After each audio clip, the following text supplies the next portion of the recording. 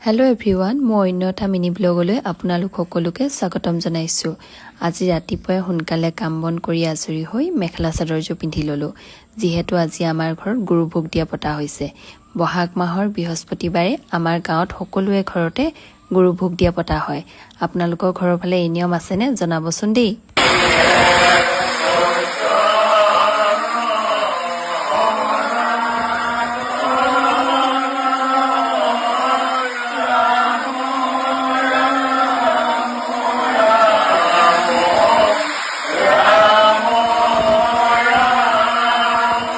ভোগমুঠি হোৱাৰ পিছতে আমাৰ ঘৰৰ সকলোৱে সেৱা কৰি ল'লোঁ। সেৱা কৰি থাকোঁতে ইমানেই ডাঙৰ বৰষুণ শুনিলেই নহয়, এইফালে আমাৰ ঘৰৰ সকলোৱে খাবৰ কাৰণে বহিছে। আমাৰ চুনচুনীয়ে আকৌ ভকতে খোৱাৰ আগতে খালেই পিছে তাই। সকাম ভগাৰ পিছতে মই বৌহঁতৰ ঘৰত ভোগৰ ভাগ দিবৰ কাৰণে আহিলোঁ। আজিলৈ ইমানেই, বাই।